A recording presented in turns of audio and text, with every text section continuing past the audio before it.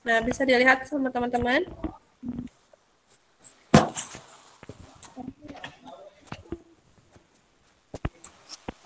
Nah, ini pembiasaan dan budaya MTS Informatika MIMHA tahun ajaran. Nah, ini pakaian seragam. Nah, ini seragamnya. Nah, hari Senin kita menggunakan blazer dengan lengkap ya, dasi dan kaos kaki putih. Hari Senin dan Selasa, blazer. Hari Rabu dan Kamis kita menggunakan seragam flanel, yaitu yang kotak-kotak ya, yang biru itu. Hari Jumat kita menggunakan batik dengan celana dan rok hitam. Semua siswa wajib menggunakan seragam dengan ketentuannya seperti ini ya, harus sopan dan rapi sesuai dengan ketentuan yang berlaku. Jadi kalau perempuan tidak ngetat ya, mencetak lekuk tubuh. Nah, kalau sudah kecil, boleh nanti bisa hubungi ke TU ya untuk membeli seragam baru. Baju dan bawahan sesuai dengan ketentuan. Jadi artinya tidak apa? Tidak ngatung. Roknya tidak ngatung ya. Memakai badge identitas sekolah, ikat pinggang, kemudian pakaian tidak terbuat dari kain tipis atau bisa menembus pandang. Nah, ini untuk khusus bagi mujahidah, siswa putri, baju tidak dimasukkan ke dalam rok. Panjang rok sesuai dengan ketentuan, jilbab pun sama sesuai dengan ketentuan, biasanya menutupi dada yang mujahidah ya. Tidak boleh memakai perhiasan atau aksesoris yang mencolok. Lengan baju tidak digulung, kemudian kaos kaki panjang. Ini tujuannya untuk apa? Untuk menutup aurat ya. Jadi auratnya tertutup. Begitu ya teman-teman. Ini untuk yang poin pertama mengenai tentang seragam sekolah. Yang poin kedua tentang pakaian olahraga.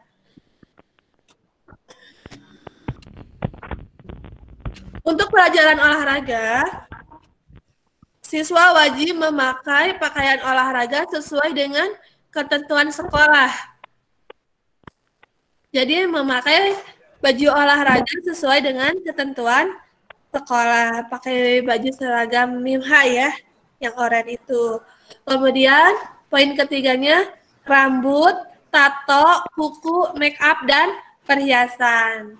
Nah, siswa dilarang berkuku panjang.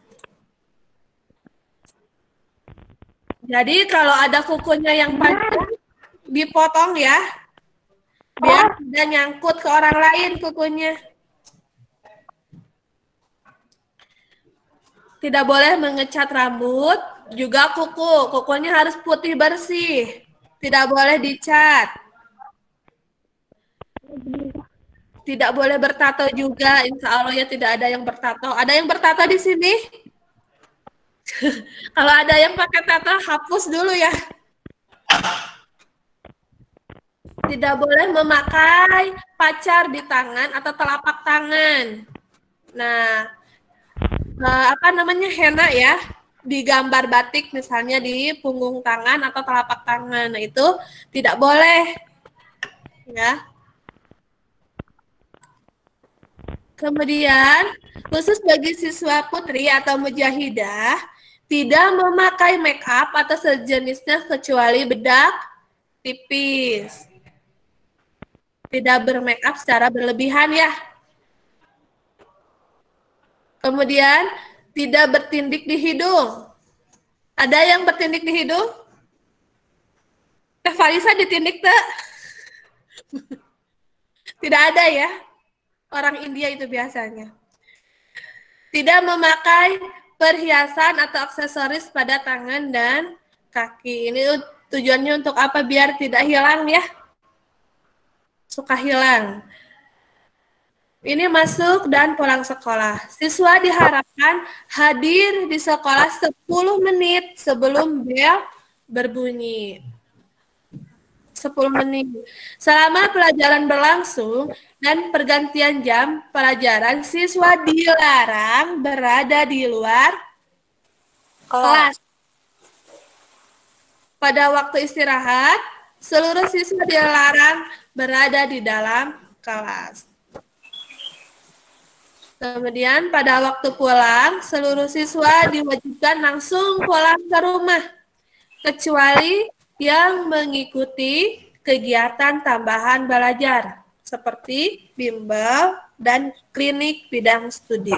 Nah, ini biasanya menghubungi, kalau bimbel di luar itu sudah persetujuan orang tua ya, biar orang tuanya tidak mencari-cari. Pada waktu pulang sekolah, siswa dilarang duduk atau nongkrong di tepi-tepi jalan. Jadi gak boleh nongkrong-nongkrong ya, langsung pulang ke rumah. Iya? Kalau di rumah aku gimana, Bu? Apanya? Nongkrongnya? Nungguin yang jemput gitu. Kan suka ada. Oh, boleh. Orang tuanya kalau sudah tahu, misalnya Umi, Abi jemputnya di rumah Farisa ya, rumahnya dekat sekolah itu. Jadi orang tuanya mudah nyari. Kalau tanpa ngasih kabar, nanti orang tuanya nyari kemana ini ya, belum pulang sekolah. Itu ya. Kalau istilah Sundanya itu namanya dedepen. Tahu dedepen? Khawatir. Biar orang tuanya tidak khawatir ya. Kemudian setelah pergantian jam olahraga, siswa dilarang terlambat mengikuti jam pelajaran berikutnya. Ini biasanya tidak pernah terlambat ya kalau sudah olahraga, karena Pak Yana sudah ngasih waktu untuk mengganti baju. Sekian menit ganti baju gitu ya. Jadi tidak ada lagi kata terlambat ketika mengikuti jam selanjutnya. Nah, mengenai poin kelima tentang kebersihan, kedisiplinan, dan ketertiban. Setiap kelas dibentuk tim piket kelas dan secara bergiliran bertugas menjaga kebersihan dan ketertiban kelas. Nah, ini nanti kita biasakan kalau sudah masuk ke kelas, kita biasakan untuk menjalankan piket ya. Piket pagi-pagi dan piket ketika pulang sekolah. Jadi kita datang dalam keadaan bersih dan meninggalkan kelasnya pun dalam keadaan bersih pula ya. Nah, nanti ini ada kondisinya. Kalau tidak piket misalnya kena sanksi gitu ya, atau didenda. Untuk apa? Untuk motivasi kita selalu giat melaksanakan kewajiban-kewajiban kita gitu ya. Jadi nanti kita kalau sudah masuk kelas secara rutin membiasakan piket pagi hari dan pulang sekolah. Setiap tim piket yang bertugas hendaknya menyiapkan dan memelihara perlengkapan kelas seperti penghapus, papan tulis, penggaris, spidol, dan busur, serta taplak meja. Nah, ini jangan sampai hilang ya. Tim piket kelas mempunyai tugas mempersiapkan sarana dan prasarana pembelajaran. Misalnya mengambil alat peraga, membersihkan papan tulis, dan lain sebagainya. Jadi ketika ada guru yang masuk itu, papan tulisnya itu sudah dalam keadaan bersih. Gitu ya. Insya Allah karena kita kelasnya mujahidah semua pada rajin-rajin ya, saling memotivasi. Saling memotivasi temannya. Melengkapi dan merapikan hiasan dinding kelas seperti bagan struktur organisasi kelas, jadwal piket, papan absensi, dan hiasan lainnya. Jadi bisa berkreasi, bikin display di dinding kelas, kita mau temanya apa, kelas kita mau temanya apa, nanti bisa dibikin displaynya. Melengkapi meja guru dengan taplak. Jadi kalau belum ada taplaknya, minta ya nanti taplaknya. Kemudian menulis papan absensi kelas, nanti sudah disediakan sama TU, melaporkan kepada wali kelas tentang tindakan-tindakan peringatan di kelas yang menyangkut kebersihan dan ketertiban kelas. Misalnya mencoret-coret tembok, meja, ataupun kursi. Nah, itu sebagai bentuk pelanggaran ya. Nanti dituliskan, segera laporkan. Karena kita saling mengingatkan ya. Mengingatkan Bapak Ibu guru yang belum masuk ke kelas untuk melaksanakan KBM, kegiatan belajar mengajar. Jadi kalau ada guru yang belum masuk, misalnya, wah ini saya pelajaran apa ya? Pelajaran IPA. Ibu kemana ya? Udah 10 menit belum masuk kelas. Cari ke ruang guru. Ibu kalau misalnya tidak masuk, misalnya ada tugas, ataupun ada keperluan lain, nanti bisa digantikan dengan tugas atau yang lainnya ya. Jadi mengingatkan. Setiap siswa membiasakan menjaga kebersihan kamar atau toilet, taman sekolah, dan halaman sekolah. Kemudian, setiap siswa wajib membuang sampah pada tempatnya. Nah, jadi tidak disimpan di mana, ketika udah jajan, istirahat, dimasukkan ke dalam kolong bangku, kolong meja, sehingga sampahnya tertumpuk di kolong meja. Nah, itu tidak dibiasakan ya, teman-teman. Jadi, langsung buang sampah ke tempatnya. Setiap siswa membiasakan budaya antri dalam mengikuti berbagai kegiatan sekolah yang berlangsung bersama-sama. Antri ya, tidak boleh dorong-dorongan, misalnya mau ke kolam renang. Antri. Setiap siswa menjaga suasana ketenangan belajar baik di kelas, perpustakaan, lab, maupun tempat lain di lingkungan sekolah. Jadi nanti misalnya kita ada tugas belajarnya di perpustakaan ataupun di lab, tidak boleh berisik. Di kelas pun sama, tidak gaduh ya. Kalau guru yang sedang menerangkan, maka kita harus apa? Menyimaknya. Gitu ya. Jangan ada guru menerangkan kita ikutan ngobrol. Jadi tidak ada apa? Nanti informasinya tidak masuk ya, tidak terserap. Kemudian setiap siswa menjaga suasana mentaati jadwal kegiatan sekolah seperti penggunaan dan peminjaman buku di perpustakaan. Setiap siswa menyelesaikan tugas yang diberikan guru sesuai ketentuan yang ditetapkan. Jadi tugasnya dikerjakan tepat waktu ya. Kemudian setiap siswa membiasakan menata sandal dan sepatunya dengan rapi. Sudah disediakan di sekolah ya, alhamdulillah loker sepatunya. Poin ke-6 tentang sopan santun pergaulan. Nah, ini bisa dilihat teman-teman. Dalam pergaulan sehari-hari di sekolah, setiap siswa hendaknya mengucapkan salam, berjabat tangan, jadi perempuan sama perempuan ya, tidak sah antara perempuan dan laki-laki. Kepala sejenis antara sesama teman, kepala sekolah, guru, serta karyawan sekolah apabila bertemu ataupun berpisah. Jadi misalnya bertemu dengan Ustadz Ari, nah salamnya tidak salam tempel, tapi menyapa ya, sudah tahu kita bagaimana menyapa guru Ikhwan. Nah, begitu ya. Saling menghormati antar sesama siswa, menghargai perbedaan dan memilih teman belajar, teman bermain dan bergaul baik di sekolah maupun di luar sekolah dan latar belakang sosial budaya. Jadi kita saling menghormati satu sama lain, saling menyayangi, saling mengasihi, saling membantu dan menolong ya. Jika ada teman yang kesulitan dalam belajar, kita tolong gitu ya. Ada tutor sebayanya ya, jangan dibiarkan begitu saja. Kemudian menghormati ide, pikiran, dan pendapat, hak cipta orang lain, dan hak milik teman serta warga sekolah. Jadi ketika diskusi kita menghormati ya pendapat-pendapat teman sehingga tidak menimbulkan perdebatan ya. Berani menyampaikan sesuatu yang salah adalah salah dan menyatakan sesuatu yang benar adalah benar. Jadi kalau ada yang salah tegur saja, gitu ya. Menyampaikan pendapat secara sopan tanpa menyinggung perasaan orang lain. Membiasakan diri mengucapkan terima kasih kalau memperoleh bantuan atau jasa dari orang lain. Berani mengakui kesalahan yang telah terlanjur dilakukan dan meminta maaf apabila merasa melanggar hak orang lain dan berbuat kesalahan kepada orang lain. Menggunakan bahasa yang sopan dan beradab yang membedakan hubungan dengan orang yang lebih tua dan teman sejawat, dan tidak menggunakan kata-kata kotor dan kasar, cacian, serta pornografi. Jadi kita harus mengetahui siapa yang diajak bicaranya ya. Kalau ke guru tidak bisa menggunakan kata-kata seperti ke teman. Begitu ya.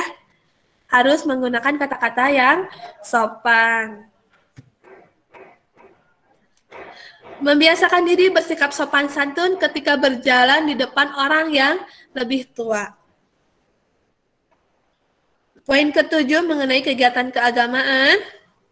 Ini siswa diharapkan dapat melakukan sholat duha dan membaca Al-Quran dengan baik dan benar, diawali dengan membaca satu halaman surat di juz 29, 30, dan 30 secara bertahap setiap hari. Nah, ini sudah menjadi rutinitas kita ya di sekolah. Setiap siswa mengikuti mentoring karakter tauhid dan program Quran dengan kelompoknya. Ini pun sudah kita biasakan dengan pembimbingnya masing-masing.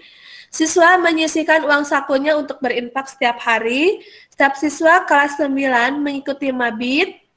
Nah, ini nanti ada mabit ya untuk pembinaan ujian nasional. Setiap siswa menjalankan rangkaian tahapan sholat duhur dan asar berjamaah di sekolah. Nah, jadi kita sholat duhur dan asarnya berjamaah di sekolah ya. Kemudian ini tadarus serta mendengarkan kultum yang secara bergiliran dari setiap kelasnya. Nah, ini mengenai tabel atau peringatan dan sanksi. Jadi, tadi sudah ada tata tertibnya. Jika melanggar, maka ada punishment-nya atau sanksinya. Nah, ini sanksinya berupa peringatan dan teguran. Nah, sudah diingatkan, sudah ditegur, tapi masih melakukan kesalahan. Ini biasanya ada surat pernyataan. Kemudian ada pemanggilan orang tua.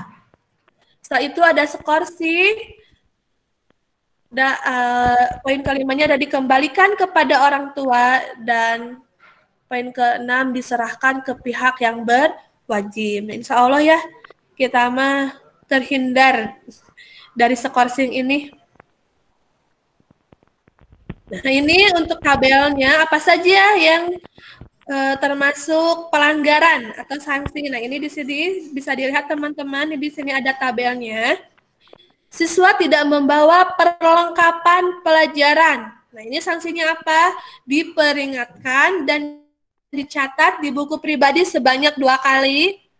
Pada peringatan ketiga, ditulis pada buku mutu kendali dan pembinaan dari guru. Kemudian, pada tingkatan tertentu, menulis surat pernyataan dari guru bidang studi dan diketahui oleh wali kelas. Pada tingkatan tertentu, ada pemanggilan orang tua. Kemudian, setelah itu, dikenakan skorsing ringan. Nah, ini jika kita tidak membawa perlengkapan pelajaran. Nah, untuk supaya tidak lupa, biasakan ketika malam harinya ya teman-teman. Jadi melihat jadwal pelajaran, besok kita mau belajar apa saja, apa yang harus disiapkan, masukkan ke dalam tas sehingga di pagi harinya kita tidak repot atau tidak lupa ya. Siswa tidak mengerjakan tugas atau pekerjaan rumah. Nah, ini jika tidak mengerjakan PR juga ada sanksinya. Diperingatkan dan dicatat di buku pribadi sebanyak 1 kali. Kemudian pada peringatan kedua dicatat pada buku mutu kendali dan pembinaan dari guru. Pada tingkatan tertentu menulis surat pernyataan dari guru bidang studi dan diketahui oleh wali kelas. Nah, pada tingkatan tertentu juga ada pemanggilan orang tua serta ada skorsing ringan. Nah, poin ketiga, apabila kita melanggar, apa ini? Siswa dengan sengaja menyontoh atau menyontek sendiri atau dengan teman ketika ulangan harian, UTS, ulangan semester, dan UKK. Nah, ini jika kita saling mencontek, ngasih jawaban ataupun memberi jawaban, maka kita melanggar tata tertib dan ada sanksinya. Sanksinya apa itu? Pelanggaran 1 kali menulis surat pernyataan dan orang tua dipanggil. Jika pelanggaran 2 kali, orang tua dipanggil dan dikenakan sanksi skorsing ringan. Jika melakukan pelanggaran 3 kali atau lebih, orang tua dipanggil dan dikenakan sanksi skorsing sedang atau berat. Nah, ini sudah Ibu ingatkan ya, kita harus percaya diri. Kita sudah berusaha, kita sudah berikhtiar, tinggal menunggu hasilnya. Apapun, berapapun nilainya, yang penting itu kejujuran. Begitu ya teman-teman ya. Siswa terlambat masuk kelas pada saat istirahat pertama dan kedua, maka sanksinya diperingatkan oleh guru yang mengajar saat itu dan dicatat di buku pribadi sebanyak 2 kali. Pada peringatan yang ketiga, dicatat pada buku mutu kendali, diberi pembinaan dari guru, dan dimasukkan ke kelas setelah mendapat izin dari guru piket.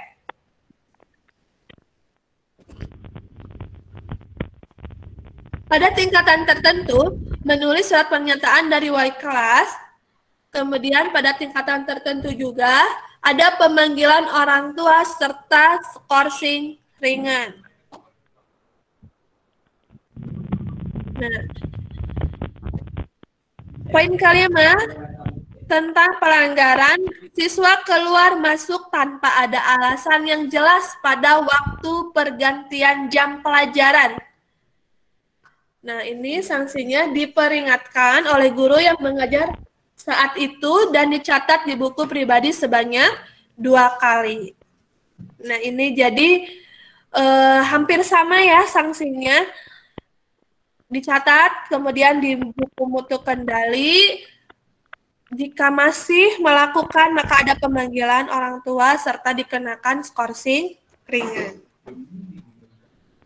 Siswa melakukan tindakan yang mengganggu proses berlangsungnya kegiatan KBM seperti berkelahi, bergurau, mencomel, dan lain sebagainya. Nah, ini juga sama sanksinya diperingatkan oleh guru. Nah, ini bisa disimak ya teman-teman di layar. Diperingatkan oleh guru yang mengajar saat itu dan dicatat di buku pribadi sebanyak 2 kali. Kemudian dicatat di buku mutu kendali, pada tingkatan tertentu ada pemanggilan orang tua serta ada skorsing ringan. Makan, minum, dan tidur di kelas juga tidak boleh ya teman-teman. Jadi ketika ada pembelajaran atau pembelajaran sedang berlangsung, kalian sambil makan permen misalnya, keripik. Nah, itu tidak dianjurkan ya, karena kita sudah memiliki jam istirahat. Ya, tidak dibiasakan ketika pembelajaran di kelas kita sambil makan dan minum ataupun tidur, gitu ya. Meninggalkan notebook atau netbook, buku-buku pelajaran atau soal-soal latihan di dalam kelas setelah jam pelajaran selesai atau ketika kegiatan KBM berakhir. Nah, ini sama sanksinya, diperingatkan serta dicatat di buku mutu kendali. Pada tingkatan tertentu ada pemanggilan orang tua serta dikenakan skorsing ringan.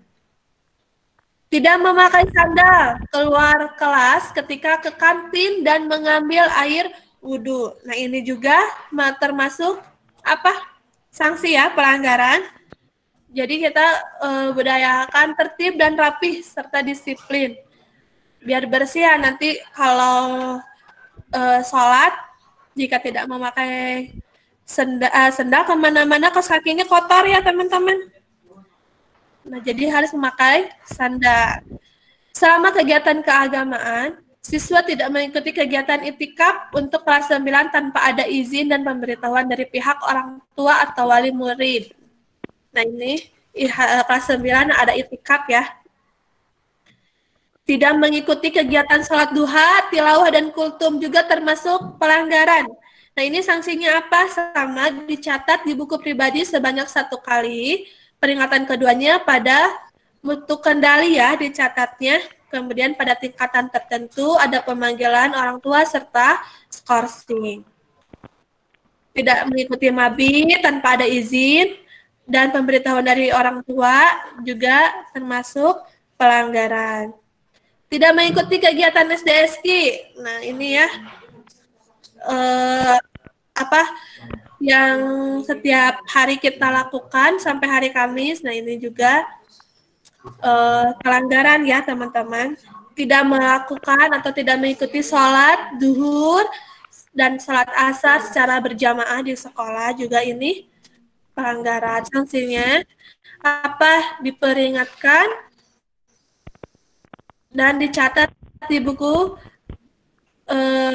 mutu kendali ya, dan langsung disuruh sholat dan menulis surat pernyataan dari koordinator agama dan diketahui oleh wali kelas dan BK. Pada peringatan kedua, pada pemanggilan orang tua nanti ada skorsing ringan atau bahkan bisa menentukan tidak naik kelas. Nah, ini berkaitan dengan kelengkapan dan barang-barang yang dibawa ke sekolah. Siswa tidak memakai atribut sekolah, yaitu atau badge atau lokasi sekolah, ikat pinggang juga harus hitam ya. Tidak memakai ketentuan seragam sekolah seperti pakaian seragam sekolah dan kaos olahraga dicoret-coret atau bahkan kaos olahraga yang resmi. Pakaian seragamnya dirobek atau dijahit tidak sesuai dengan ketentuan. Yang untuk mujahidah pakaiannya tidak terlalu ketat. Nah, ini juga pelanggaran ya, ikat pinggang tidak hitam, sepatu tidak hitam, kaos kaki tidak putih atau hitam, jilbab terawang atau tidak sesuai dengan ketentuan sekolah. Siswa yang memakai aksesoris, nah ini juga diperingatkan di buku pribadi, kemudian di buku mutu kendali. Nah, ini nanti kalau masih menggunakan aksesoris, punishment tertingginya ini terkena skorsing ringan, sedang, ataupun berat. Jadi tidak diperkenankan memakai aksesoris ke sekolah ya teman-teman. Siswa membawa barang-barang tanpa rekomendasi dari guru. Contohnya apa? Membawa gitar, membawa radio, nah, radio panggil atau apa itu HP. Kendaraan roda 2 atau 4 tanpa ada permohonan izin dari orang tua dengan kelengkapan persyaratan. Headset, earphone, ataupun sejenisnya. Nah, ini bisa dilihat tegurannya berupa apa? Barang-barang tersebut diambil dan dikembalikan melalui orang tua. Jadi kalau teman-teman mau membawa gitar, piano, ataupun yang lainnya itu harus ada rekomendasi dulu, harus ada surat izin dulu ya. Untuk kendaraan roda 2 dan 4 tidak memberikan izin sama sekali kecuali bagi yang sudah memiliki SIM dan menunjukkan ke pihak sekolah serta menandatangani surat pernyataan. Apabila siswa tetap membawa kendaraan roda 2 dan 4 tanpa mengikuti ketentuan yang ada, maka siswa dipulangkan atau kendaraannya ditahan dan dikembalikan kepada orang tua saat itu juga. Untuk HP, siswa tidak boleh membawa kecuali ada kepentingan tertentu. Nah, tidak tiap hari, diserahkan ke wali kelas saat 0 jam sebelum jam pelajaran ke-1 dimulai. Dan disertai surat pengantar dari orang tua atau wali murid. Apabila membawa HP sekali tanpa izin sesuai ketentuan, maka HP disita dan dikembalikan melalui orang tua serta menulis surat pernyataan. Apabila membawa HP kedua tanpa izin sesuai ketentuan, maka HP disita dan dikembalikan melalui orang tua ketika penerimaan rapot atau kenaikan kelas. Nah, nanti pada tingkatan tertentu ada skorsing ringan. Nah, ini nanti bisa di-share ya sama Ibu ini daily activity-nya serta tata tertib bisa kalian simak di rumah ya. Nah, ini ada yang chat, Ibu di mana kelasnya? Ada yang tahu di mana kelasnya kira-kira? Kelas 8B. Kelas 8B, kelasnya di sini di kelasnya bekas kelas 8 yang kemarin. Mana? Salah tes presentasinya mana? Gak ada. Oh, berhenti.